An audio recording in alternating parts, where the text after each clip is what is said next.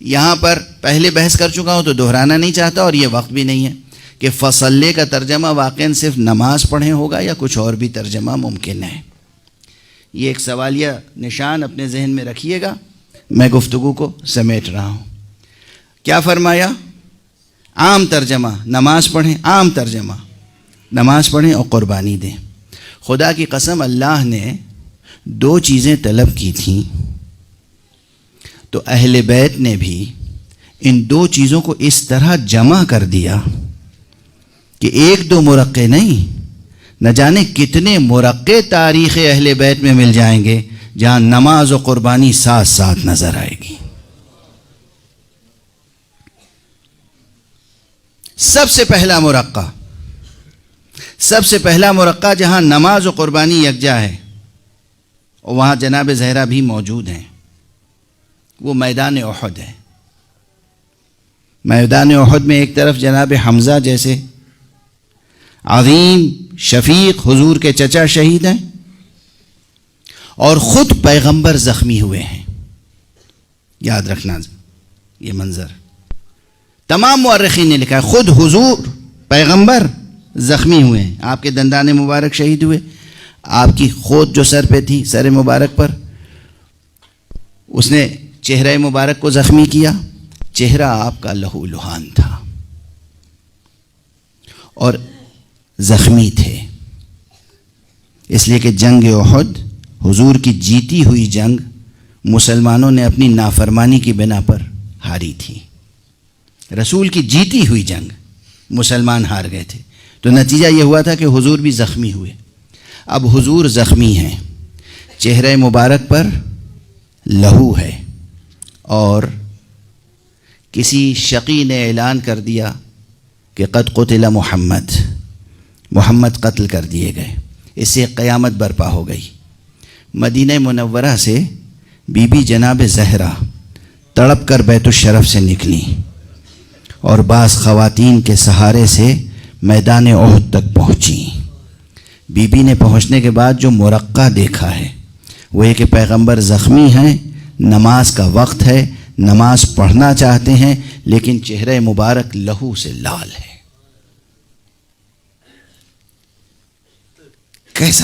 کیسا مرقع ہے؟ Be be نے دیکھا، امیر المومنین آگے بڑھے، امیر المومنین تشریف لے گئے اور اپنی سپر میں ڈھال میں پانی لے کر آئے۔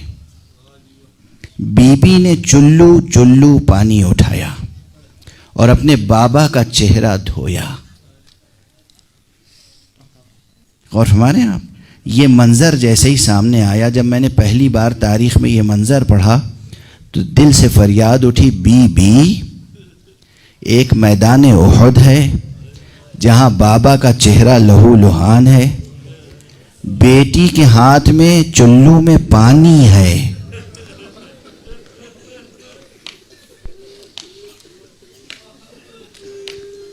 امیر المومنین سپر میں پانی لے کر آئے ہیں، چلو میں پانی آپ لے رہی ہیں اور بابا کا چہرہ دھو رہی ہیں۔ اس کے بعد حضور نے وضو کیا اور بیٹھ کر نماز پڑھی۔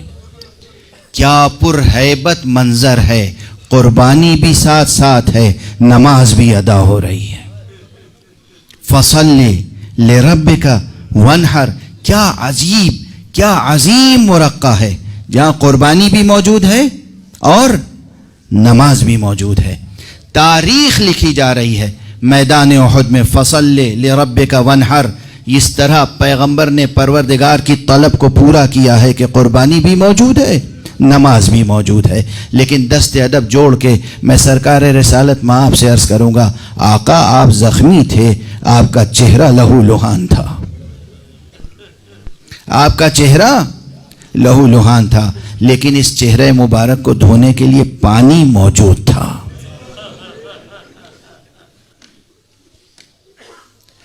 آپ کی بیٹی میدان میں موجود تھی، مگر بیٹی پیاس کی شکایت نہیں کر رہی تھی، بیٹی کے چلو میں پانی موجود تھا۔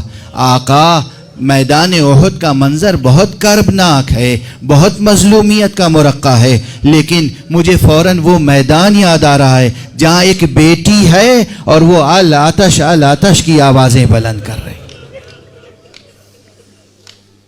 باپ ہے مگر پانی فراہم نہیں کر سکتا، چچا ہے مگر پانی فراہم نہیں کر سکتا، جوان بھائی ہے مگر پانی فراہم نہیں کر سکتا، یہ بچی ہے اور پیاسی ہے، اور کیا عجب منظر ہے، ذرا دونوں مناظر کا مقابلہ تو کریں،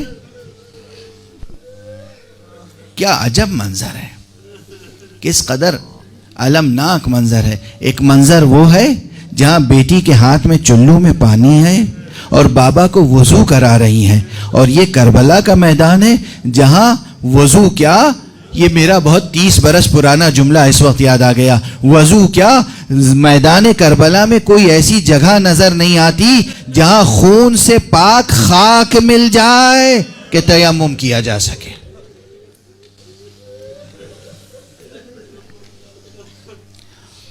اور ان دونوں مناظر کا اگر مقابلہ کریں تو بس ایک چیز کا اور خیال کر لیں کہ ایک وہاں ہے بیٹی کے چلو میں پانی ہے اور آنکھوں میں آنسو ہے اور باپ کے چہرے سے خون کو صاف کر رہی ہیں، اور ایک کربلا میں وہ بیٹی ہے کہ جو جب تک چچا زندہ رہے التش کہتی رہی۔ لیکن میری نظر سے کوئی روایت نہیں گزری کہ حضرت عباس کی شہادت کے بعد سکینہ نے یا رقیہ نے کسی نے پیاس کی شکایت کی۔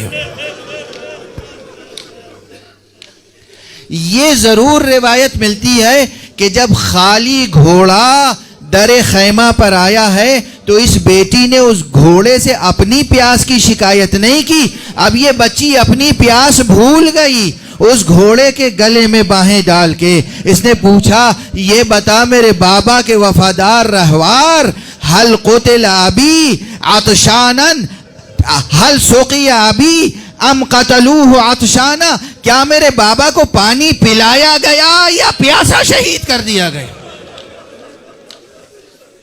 یہ بچی اپنی پیاس بھول گئی۔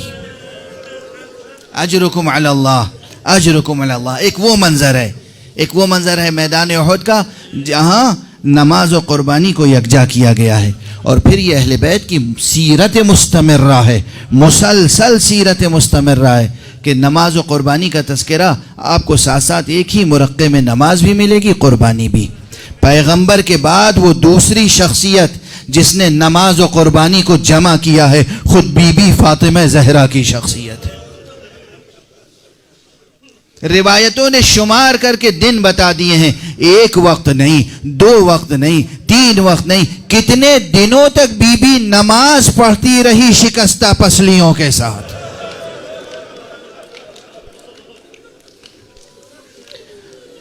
اور یہ پسلیاں کس طرح شکستہ ہوئی تھی؟ جو روایت میں نے ایک کتاب میں اپنی آنکھوں سے پڑھی ہے وہ روایت آپ کے سامنے عرض کر رہا ہوں کہ جب 1-2 نہیں 300 افراد کو لے کر ایک شقی ایسی لکڑیاں لے کر آیا جس کی صفت یہ تھی کہ وہ لکڑی جلدی بجھ نہیں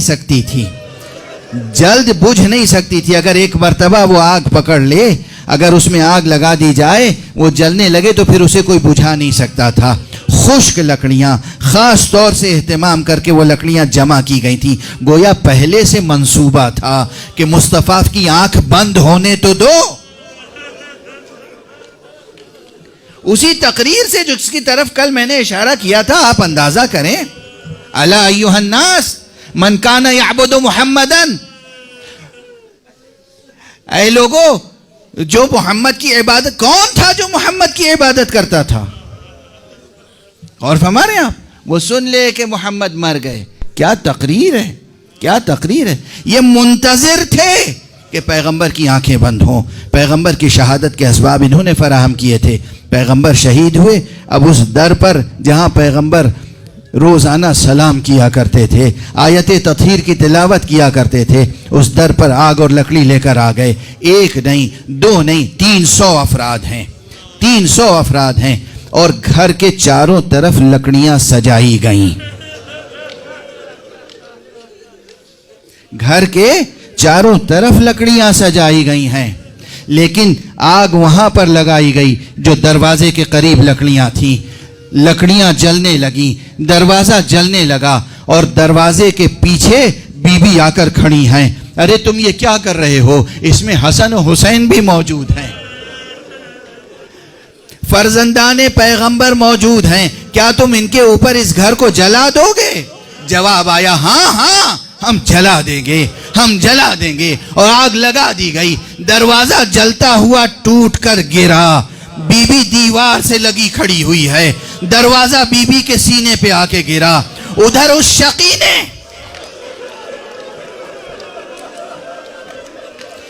اپنی پیٹھ چوکھٹ کی طرف لگائی، دوسری دیوار کی طرف اپنے پاؤں اس دروازے پر لگائے اور اس طرح پیسا کہ دروازے کی کیلیں پسلیوں میں ڈر آئیں.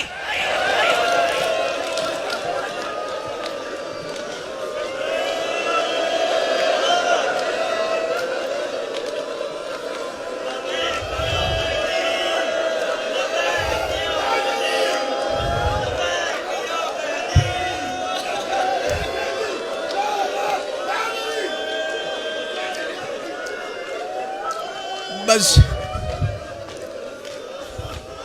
پروردگار آپ کو کسی غم میں نہ رلائے سوائے غم اہل بیت کے.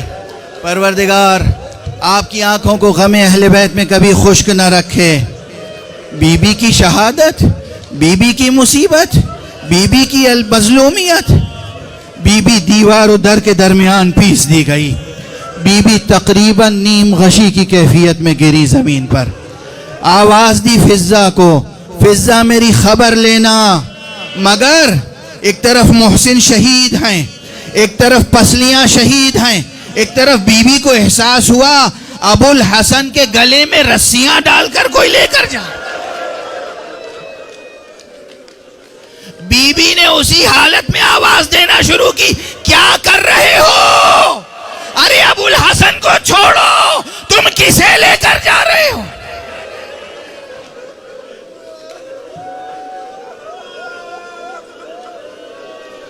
امیر المومنین کا گھر اجڑ گیا. اس مصیبت میں قیامت تک ہم ماتم کرتے رہیں گے. اور میرا جملہ، جب تک زہرا کو انصاف نہ مل جائے نہ ہمارا ماتم رک سکتا ہے، نہ ہمارا گریہ رک سکتا ہے، نہ یہ عزاداری رک سکتی ہے. اس درد کے ساتھ، اس علم کے ساتھ کتنے روز، کتنے دنوں تک، کتنی شبیں بی بی نے نمازیں پڑھی ہیں. فَصَلِّ لِرَبِّكَ وَانْحَرْ کہ کتنے مرقع سجا دیے تنہا زہرا نے. اور صرف واجب نمازیں نہیں، کتنی نمازیں شب کی پڑھی ہیں بی بی نے اسی شکستہ پسلی کے ساتھ.